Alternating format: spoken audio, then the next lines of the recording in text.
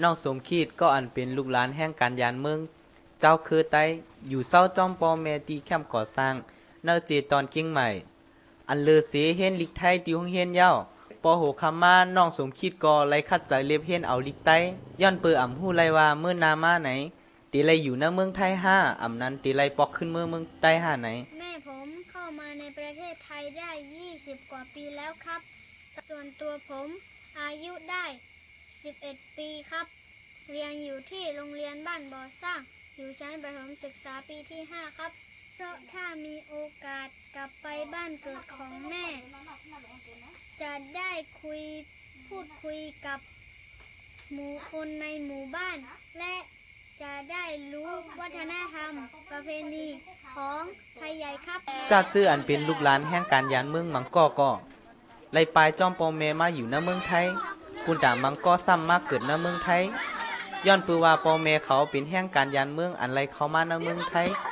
อ่านฮูเซียนก็ปือว่าไรถูกนึกออกตองตีอันยามอยู่เศร้าหากินล้วนเจ้าคือใต้มังก็อำมีวัดบ่อเกียมตูตั้งในเมืองไทยและเมืองมัน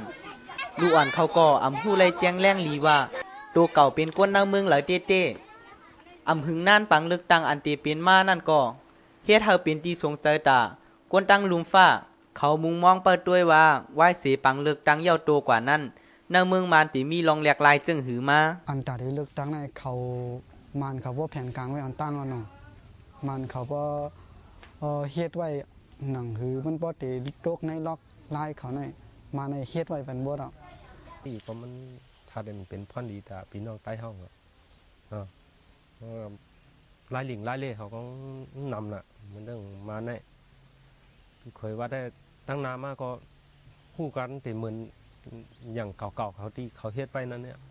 ปีปลายมากก็ปลายมากติ๊กๆแต่ได้เป็นพ่อนดีแต่พี่น้องใต้เขาเนี่ยพี่เคยได้ไปเชียนจ้าอะไรนะลองมุงมองตาเจ้าคือใต้อันไรผาดยานแลนลินเมืองเกิดมานั่นมุงมองไว้ว่าปอวันหนึ่งการเมืองหน้าเมืองมันแหลกลายแลมีลองกัดเย็นรอดแล้วมาไหนเจอเขาก็ตีขึ้นปอกมืออยู่ไหนปังเลือกตั้งในจ่องตีแหลกลายลองอยู่เศร้าน้องสมคิดแลแห่งการยานเมืองหลายๆก็ไรไหนเจอเขาก็มุงมองเปิดตัวอยู่อำนั้นปังเลือกตั้งในตีเป็นลองลิ่งเหรียญตั้งการเมืองอันมันเขาเฮ็ดเป็นกล้วย5ไหนน้องสมคิดแลลูกอ่อนหลายๆก็ตีไรอยู่หน้าเมืองไทยต่อป้อเหยาสีเหตุการณ์ทุกข้าหนังปอแม่เขาแล